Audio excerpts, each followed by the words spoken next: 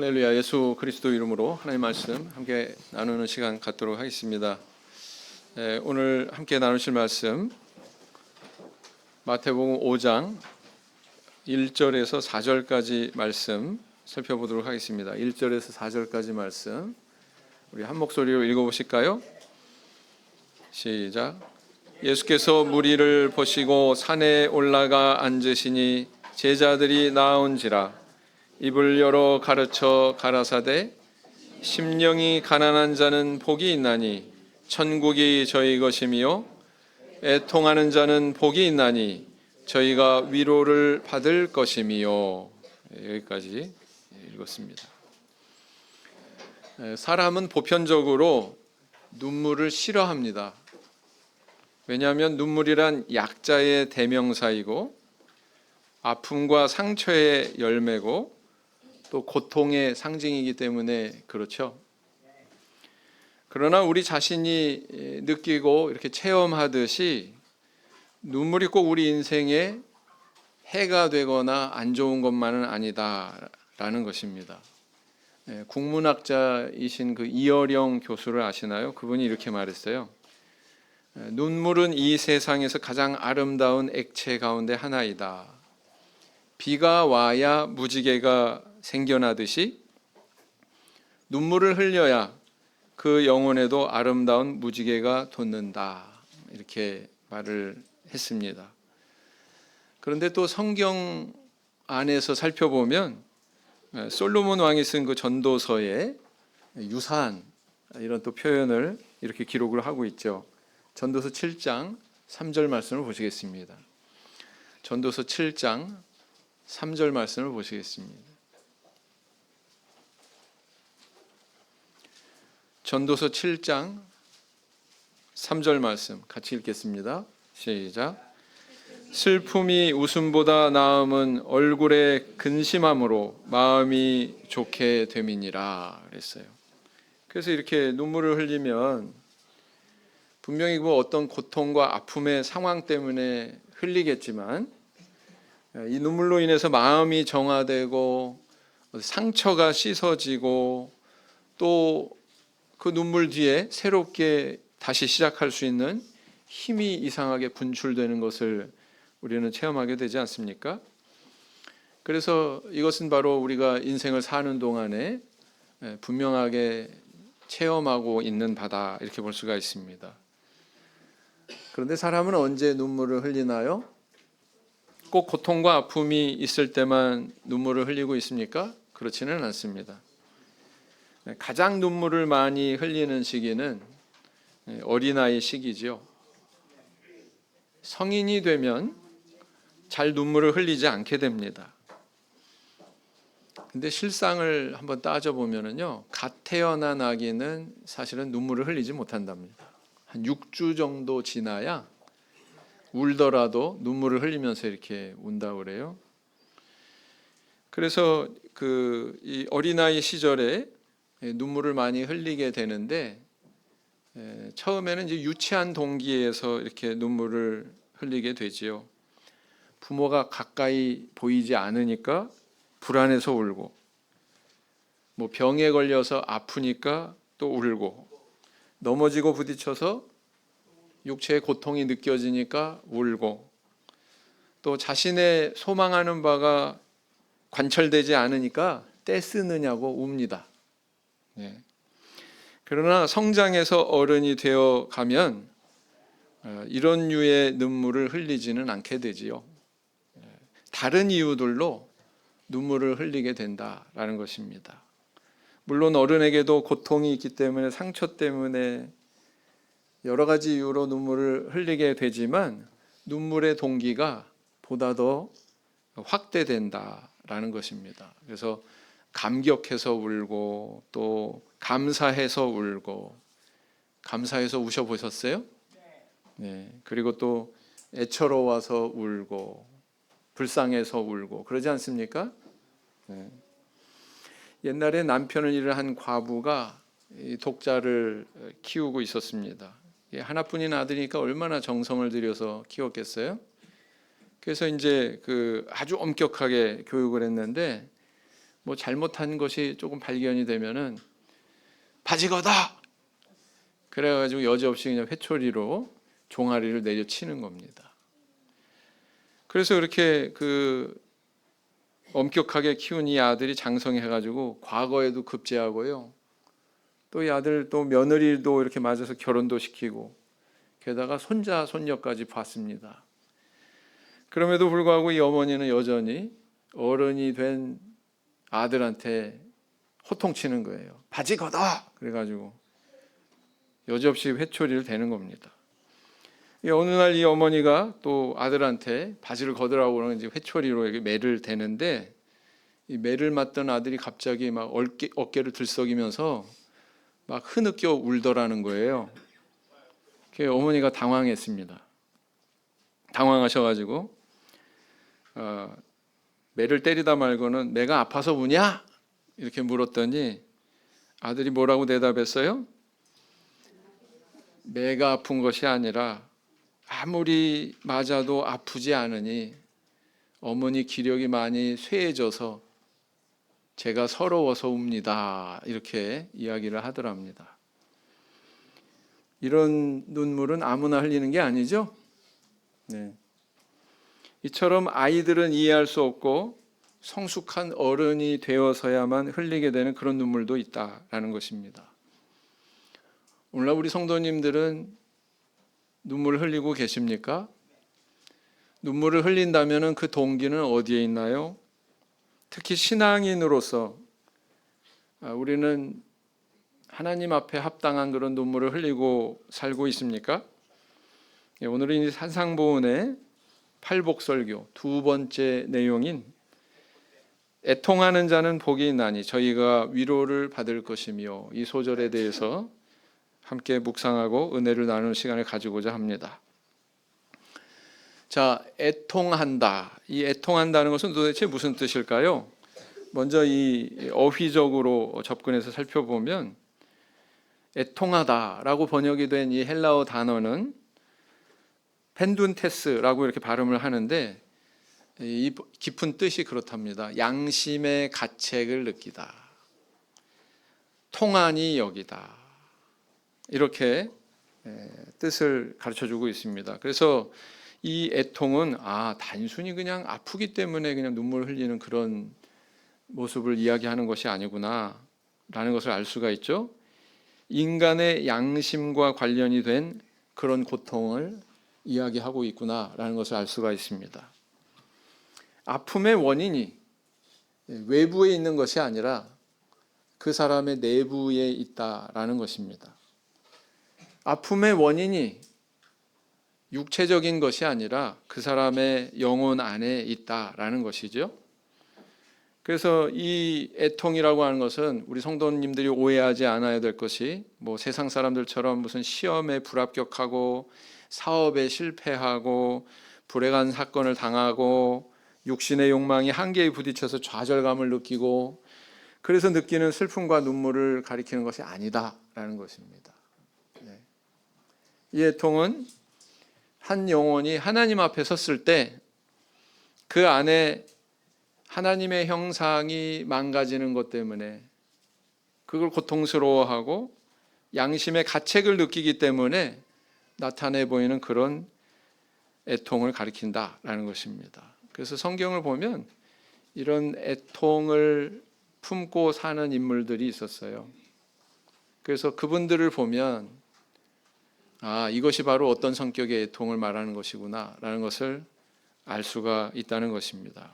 그러면 이런 애통은 구체적으로 어떤 방향에서 나타나고 있습니까? 첫째는 뭐냐면 자신의 죄를 슬퍼하는 애통입니다. 시편 6편 6절 말씀을 보시겠습니다.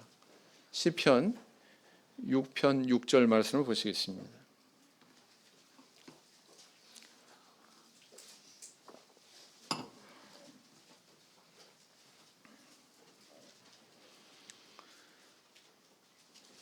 같이 읽으시겠습니다. 내가 탄식함으로 곤핍하여 밤마다 눈물로 내 침상을 띄우며 내 요를 적시나이다.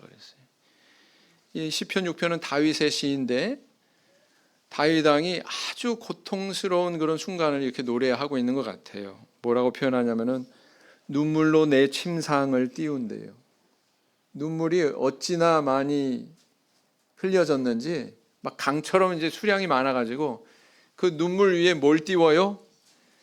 침상을 띄운대요. 그리고 내 요를 적시나이다. 요가 젖을 만큼 흘리려면 눈물을 얼마나 흘려야 될까요? 다윗에게 이런 고통이 있었고 이런 눈물이 있었고 애통이 있었다는 것입니다. 아, 다윗은 이렇게 애통을 품고 산 인물이구나 라는 걸 알 수가 있죠. 사람은 눈물이 반드시 필요한 존재예요.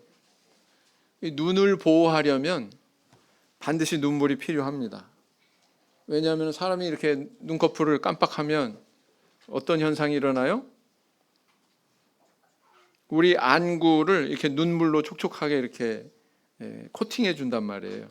근데 이것은 시간이 지나면 이게 증발이 돼 버리니까 또 이 눈꺼풀 밑에 있는 샘이 있는데 여기 지방이 있답니다. 그래서 또 지방으로 한번 이렇게 코팅을 해줘요. 빨리 마르지 않게. 그래도 연신 우리는 눈을 깜빡이죠. 그래서 1분에 20회 평균. 하루로 따지면 1만 5천 회 정도를 눈을 깜빡인다고 합니다. 이것 때문에 우리가 눈을 안전하게 이렇게 보호할 수 있는 것이거든요. 그런데 요즘에는 어떻습니까? 안구 건조증이라고 들어보셨나요? 요즘에 와서 이렇게 눈물이 마르는 사람이 참 많다고 그래요. 무슨 컴퓨터에 이렇게 열중하고 몰입하고 또 스마트폰에 이렇게 열중하고 침대에 누워서도 막 이러고 보잖아요. 그죠? 예, 그러면 안 된답니다. 왜요? 안구 건조증에 걸리기 때문에. 이 안구 건조증에 걸리게 되면은 어떻게 처방을 해주냐면은 눈에다가 인공 눈물을 넣으라고 그래요. 식염수를 넣어야 됩니다. 그게 또 충분하지도 않죠. 한번 넣게 되면 또 계속 넣어야 되잖아요. 만약에 그렇게 제대로 눈을 관리하지 않으면 자칫 시력을 잃거나 심한 경우에는 이게 실명에 이르기도 한다고 합니다. 그러니까 눈물 흘리는 것은 눈을 보호하는 데 있어서 절대적으로 중요하다라는 것이죠. 우리 육신의 눈물이 이런 기능이 있는 것처럼 사실은 우리 영혼도 마찬가지다라는 거예요. 우리의 영혼도 하나님 앞에 마땅히 흘려야 되는 그런 눈물이 있어야 있습니다. 그게 마르면 안 됩니다. 그 눈물이 사라진다는 것은 곧 우리가 영혼의 눈이 먼다는 뜻이고, 그러면 우리 영혼이 자기 파멸에 이를 수도 있다라는 뜻이기 때문에 그렇습니다.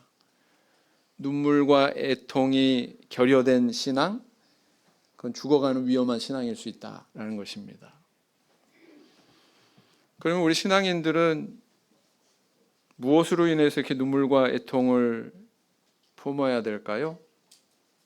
왜 우리 신앙인들에게 눈물과 애통이 사라지고 있을까요? 그 이유는 하나님의 눈으로 자기를 보는 것이 아니라 타인과 비교하는 눈으로 자기를 보기 때문에 그렇습니다. 여러분 탈무드에 그런 얘기 들어보신 적 있죠? 굴뚝 청소하러 들어간 두 소년이 있는데 나와서 보니까 청소를 다 마치고 나와서 보니까 한 소년은 얼굴이 새카맣게 숯이 묻어가지고 더럽혀졌어요. 그런데 한 소년은 웬일인지 얼굴이 깨끗했습니다. 여기에 대한 답은 다양하게 주어지지만 한번 생각해 보세요. 누가 얼굴을 닦는다고 맨 처음에 그렇게 이야기합니까? 누가 얼굴을 닦아요? 깨끗한 사람이 얼굴을 닦는다고 그렇게 이야기하고 있습니다. 왜냐하면 저 사람이 저렇게 시커멓게 뒤집어 썼으니까 나도 저렇게 더러울 거야. 그리고 닦는다는 얘기죠. 그리고 오히려 닦아야 되는 그 시커먼 얼굴의 소년은 닦지 않는다는 것입니다. 왜요? 깨끗한 소년의 얼굴을 보고 자기도 그럴 것이다. 그래서 닦지 않는다고 하는 그런 이야기 있지 않습니까? 이 탈무드의 이야기에서처럼 타인을 통해서 나를 보면 정확하게 자기를 볼 수가 없어요.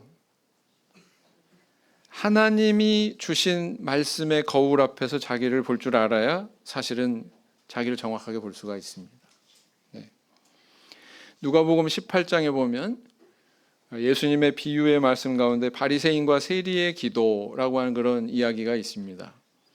이 이야기를 통해서 우리는 다른 눈을 가지고 있는 두 사람을 발견하게 되죠. 누가복음 18장을 보시겠습니다. 누가복음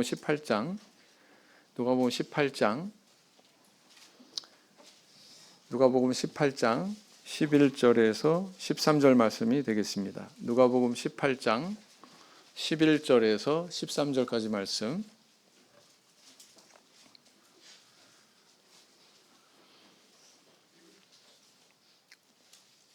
제가 읽겠습니다. 11절에서 13절. 바리새인은 서서 따로 기도하여 가로되 하나님이여 나는 다른 사람들 곧 토색, 불의, 간음하는 자들과 같지 아니하고 이 세리와도 같지 아니함을 감사하나이다.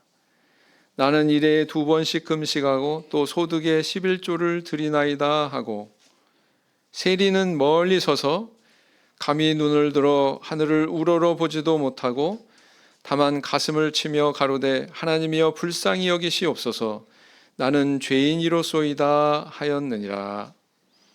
네, 이 말씀을 보면 어때요? 바리새인은 어떻게 기도하고 있습니까? 타인과 비교한 자신을 하나님 앞에 놓고 기도하고 있고요. 세리는 어떻게 기도하고 있어요?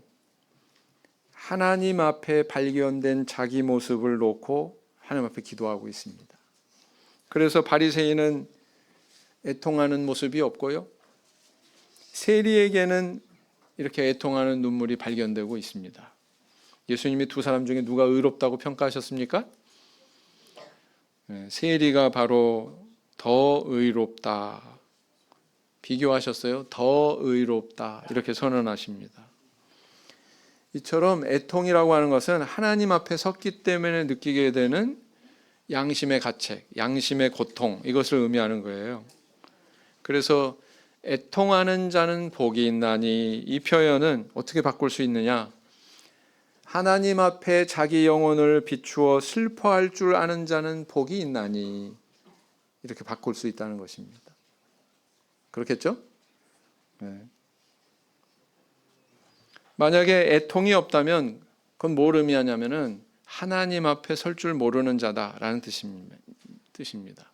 하나님 앞에 설 줄 모른다는 것은 자기 죄에 대한 발견이 없다는 뜻이고요.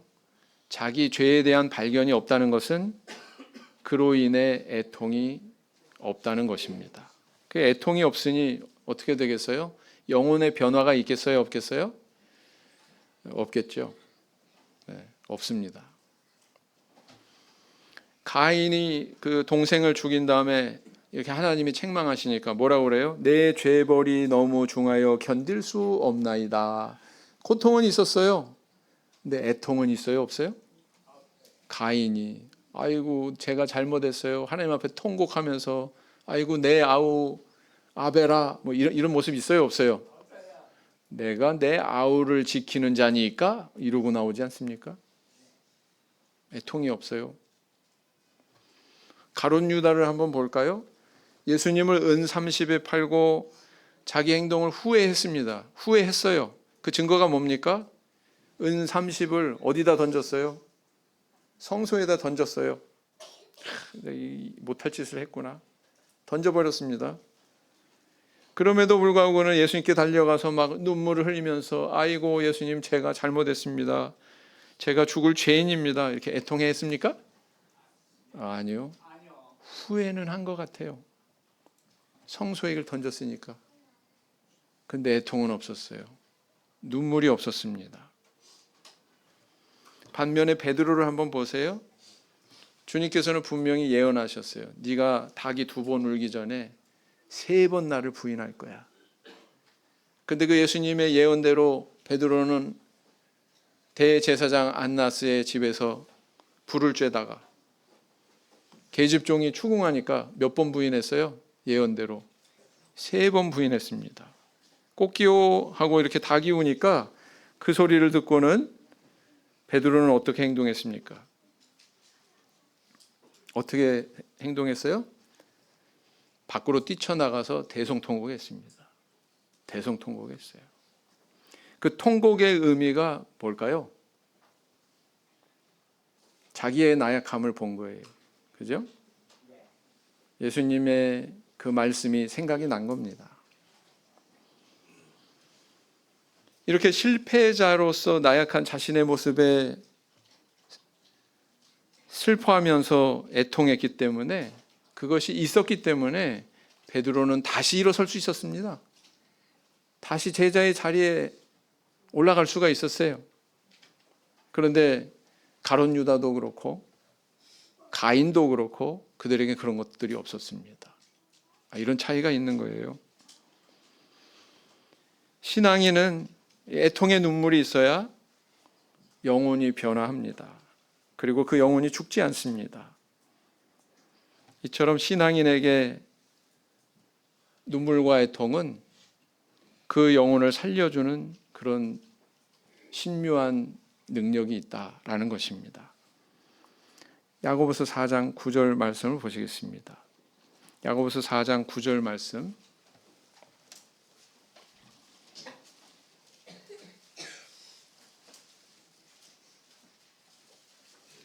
야고보서 4장 9절 말씀 같이 읽겠습니다. 시작.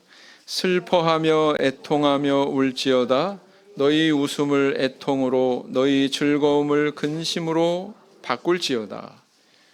마땅히 슬퍼하고 애통해야 되는데 오히려 즐거워하고 기뻐한다면 그거 문제지 않습니까? 그죠?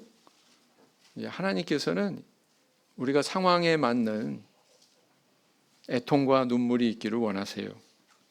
어느 날 하나님이 천사들에게 명령하셨습니다. 세상에서 가장 귀한 보물을 구해오너라. 그랬더니 3명의 천사가 땅에 내려가서 저마다 가장 귀한 보물을 가지고 왔습니다. 첫째 천사가 하나님 앞에 황금 덩어리를 내밀었어요. 하나님, 지상에서 가장 큰 황금 덩어리입니다. 하나님께서는 고개를 가로저으셨습니다. 아니야, 이것은 보물이 아니야. 나에겐 이런 것들은 충분히 많아. 둘째 천사가 도착하더니 이번에는 수박 크기만한 다이아몬드를 가지고 왔습니다. 하나님, 이건 지상에서 가장 크고 가장 비싼 다이아몬드입니다. 그랬더니 역시 같은 말씀을 하셨다고 그래요. 세 번째 천사가 도착을 했습니다. 그리고 그 앞에 작은 병을 내밀었어요. 천사가. 이게 무엇이냐? 그랬더니 천사가 대답하기를, 네, 이것은 골방에서 홀로 무릎을 꿇고 애통하며 기도하는 자가 흘린 눈물입니다. 이렇게 얘기했더니 하나님께서는 그제서야 고개를 끄덕이시면서, 그래, 이것이 바로 내가 원하는 보물이다, 이렇게 말씀하셨다는 것입니다. 우리에게 이런 애통이 있기를 바랍니다. 하나님은 우리의 눈물을 보물로 여기세요. 시편 56편 8절 말씀을 보시겠습니다. 시편 56편 8절 말씀을 보시겠습니다.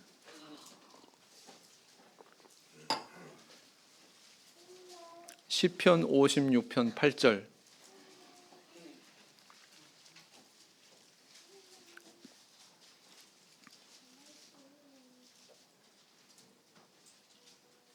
시편 56편 8절 읽으시겠습니다. 시작.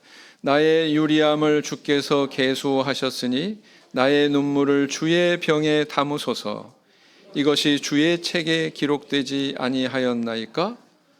나의 눈물을 어디에 담으라고요? 주의 병에 담으소서. 하나님 앞에 내 눈물 담는 병이 있구나. 아셨죠? 네. 자, 두 번째, 또 어떤 애통이에요? 타인의 죄를 슬퍼하는 애통이 있어야 된다라는 것입니다. 누가복음 19장 41절을 보시겠습니다. 누가복음 19장 41절 읽으시겠습니다. 가까이 오사 성을 보시고 우시며 그랬어요. 누가 우셨어요? 예수님이 우셨어요. 예수님도 눈물을 흘리셨구나. 언제 눈물을 이렇게 흘리셨던가요? 요한복음 11장에 보면 죽은 나사로 가족들 앞에서 예수님께서 눈물을 흘리시더라 또 그랬습니다. 그리고 또 이 누가복음 19장에서 앞으로 멸망이 임박한 주 70년의 로마의 티투스 장군에 의해서 멸망당할 이 예루살렘 성을 바라보시면서 이렇게 눈물을 흘리셨다라고 기록을 하고 있습니다. 자신의 죄 때문에 슬퍼할 뿐만 아니라 죄의 권세 아래 고통당하는 타인 때문에 눈물을 흘릴 줄 알아야 된다는 것을 우리 예수님께서 친히 이렇게 보여주고 계신 거예요. 우리는 살아가는 동안에 많은 사람들과 사랑의 관계를 맺고 살아갑니다. 사랑하기 때문에 경험하는 행복도 있지만 사랑하기 때문에 겪게 되는 아픔도 있죠. 만약에 아무 관계도 없다면 아무런 상처도 없습니다. 관심을 두는 관계, 사랑하는 관계이기 때문에 아파하면은 나도 같이 아파하고 즐거워하면 나도 함께 즐거워하고 그런 거 아니겠습니까? 그래서 성도에게는 이런 눈물이 있어야 된다는 거예요. 있어야 되는 두 번째 눈물이 바로 뭐예요? 다른 사람과 사랑의 관계를 맺고 살기 때문에 흘리는 애통과 눈물이 있다는 것입니다. 시편 109편 4절에서 5절 말씀을 보시겠습니다. 시편 109편 4절에서 5절 말씀.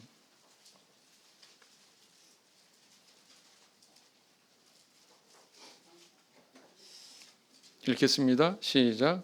나는 사랑하나 저희는 도리어 나를 대적하니 나는 기도할 뿐이라. 저희가 악으로 나의 선을 갚으며 미워함으로 나의 사랑을 갚았사오니. 얼마나 고통스러울까요?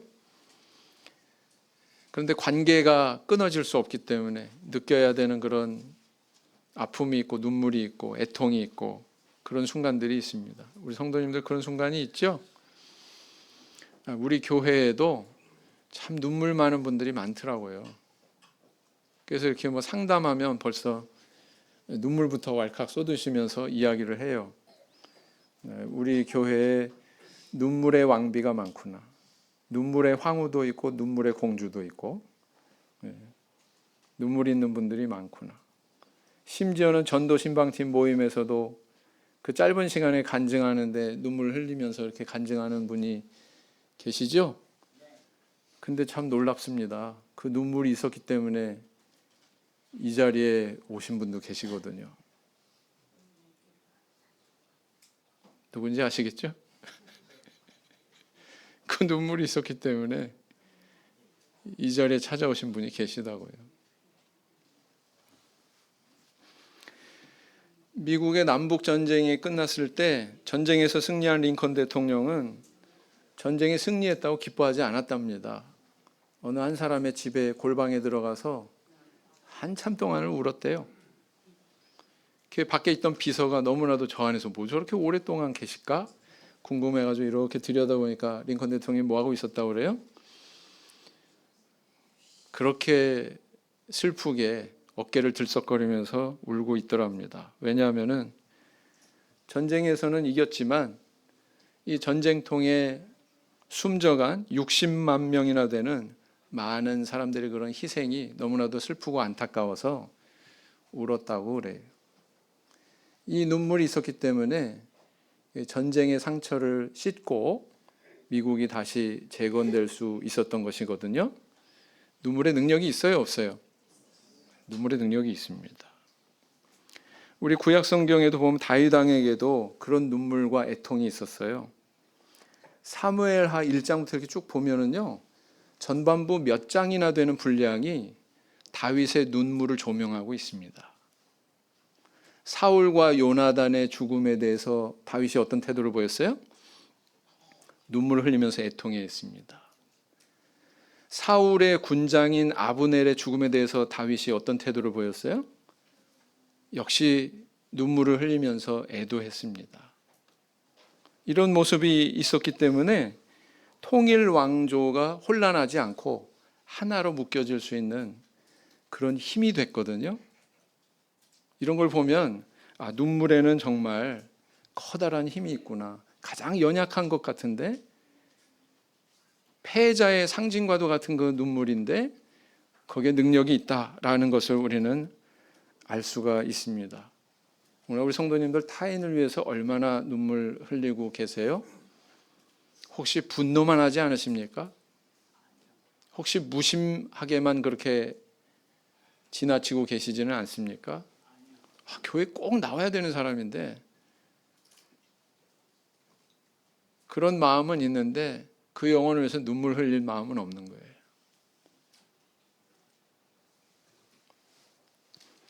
부디 예수님께서 보여주셨던 이 눈물이 저와 우리 성도님들의 눈물이 되길 원합니다. 네. 세 번째는 뭐냐면 교회를 위한 눈물과 애통입니다. 사도행전 20장 31절을 보시겠습니다. 사도행전 20장 31절을 보시겠습니다.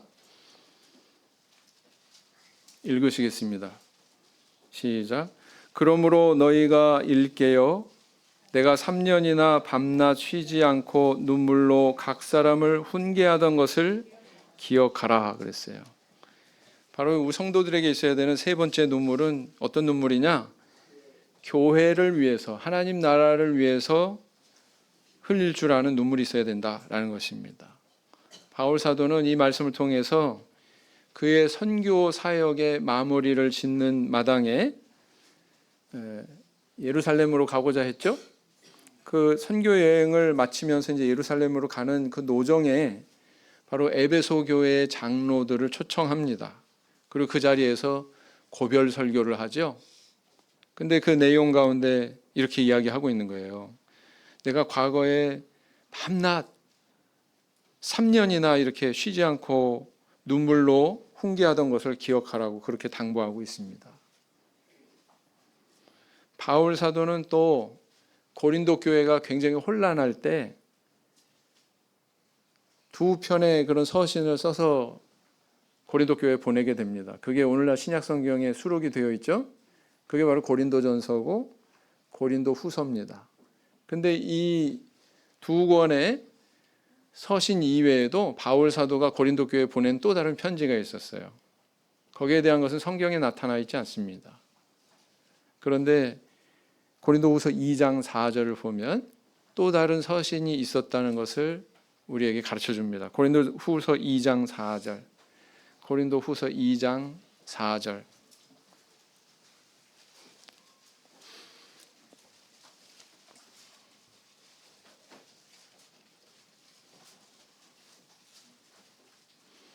고린도후서 2장 4절이 되겠습니다. 고린도후서 2장 4절 같이 읽겠습니다. 시작. 내가 큰 환난과 애통한 마음이 있어 많은 눈물로 너희에게 썼노니 이는 너희로 근심하게 하려 한 것이 아니요 오직 내가 너희를 향하여 넘치는 사랑이 있음을 너희로 알게 하려 함이라. 그래서 이 전반부에 나와 있는 많은 눈물로 너에게 썼노니 한 이 대목은 성경에 없어요. 성경에 포함되어 있지 않습니다. 그런데 분명히 뭔가 쓴 다른 편지가 있었다는 것을 이 구절을 통해서 알 수가 있습니다. 이걸 일컬어서 뭐라고 그러냐면 눈물의 편지 이렇게 일컫습니다. 바울 사도가 쓴 눈물의 편지 그렇게 호칭을 하거든요. 이 눈물의 편지가 그렇게 혼란하고 그렇게 문제가 많았던 고린도 교회를 다시 바로 세우게 되는 결정적인 계기가 됩니다. 그래서 고린도 후서에서 바로 그런 내용을 한번 보세요. 고린도 후서에서는 굉장히 기뻐하는 그런 바울 사도의 모습을 많이 발견하게 되거든요. 굉장히 호전이 됐구나. 고린도 교회 상황이. 그 사실을 우리가 확신할 수가 있습니다. 그래서 이렇게 고린도 교회뿐만 아니라 여러 초대 교회가 굳건히 설 수 있게 된 비결에는 바로 이 바울 사도처럼 신실한 그런 주의 종들이 교회를 향해서 흘리는 그런 눈물이 있었기 때문이다. 애통이 있었기 때문이다 라는 것입니다. 여러분 구약에도 우리 예레미야 선지자 눈물의 선지자라고 하죠. 네. 무너져 내린 그 예루살렘과 성전을 바라보면서 뜨거운 눈물을 흘려야만 됐던 시대의 아픔을 감당했던 그런 선지자가 있었기 때문에 후대에 다시 하나님께 돌아올 수 있었던 거예요. 후대에.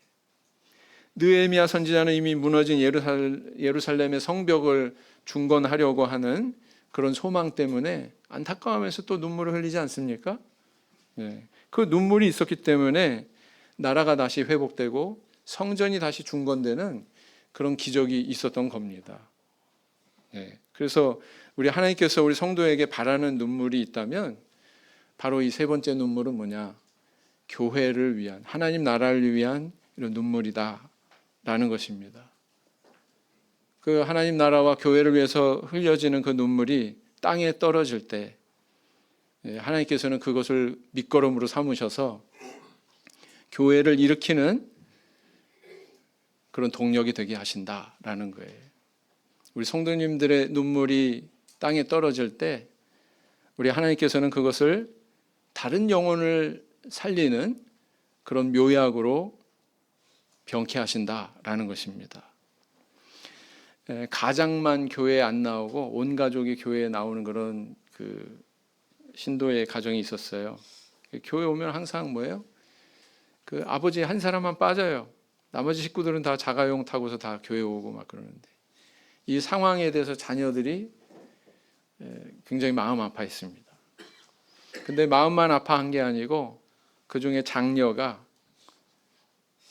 아버지를 전도하겠다고 굉장히 마음 써서 기도했어요. 그리고 어느 순간에 아버지 앞에 나아가지고 아버지 손을 꼭 붙들고는 눈물로 하소연을 했습니다. 아버지, 이대로 가면 천국 못 가세요. 온 가족이 다 이렇게 천국 갑시다. 눈물을 흘리면서 그렇게 딸이 그렇게 하소연하니까 그 자리에서 아버지가 항복해 버렸어요.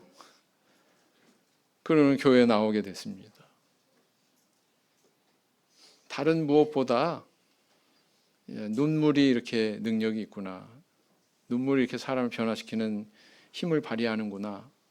라는 거 증거하지 않습니까? 또 파킨슨병에 걸려가지고 오랫동안 고통당하던 그런 할아버지가 계세요. 둘째 딸이 우리 교회 집사님이십니다. 그 아버지 앞에 하소연을 한 거예요. 아버지, 제발 세례 받아주세요. 그분은 이미 이웃의 목사를 집으로 초빙해가지고 장로교회 목사를 오도록 해가지고 정례를 받으신 분입니다. 근데 둘째 딸의 그런 눈물 어린 하소연에 그만 항복하고 말았어요. 그래가지고 이분이 결국은 세례 받고서 수개월 뒤에 돌아가셨거든요. 참 그런 걸 보면 야, 이 눈물의 능력이 있구나. 애통함의 능력이 있구나 라는 것을 느낄 때가 한두 번이 아닙니다. 우리 성도님들에게 애통함이 있으세요? 눈물이 있으십니까? 성도는 이 땅에서 애통하는 자여야 됩니다. 내 죄 때문에 애통해야 되고 또 다른 영혼 때문에 애통할 수 있어야 되고 교회를 사랑하기 때문에 애통할 수 있어야 된다라는 것입니다. 그런 애통이 있을 때 주님은 우리를 향해서 고개를 드시고 또 우리 뺨에 흐르는 눈물을 닦아주실 것을 믿습니다.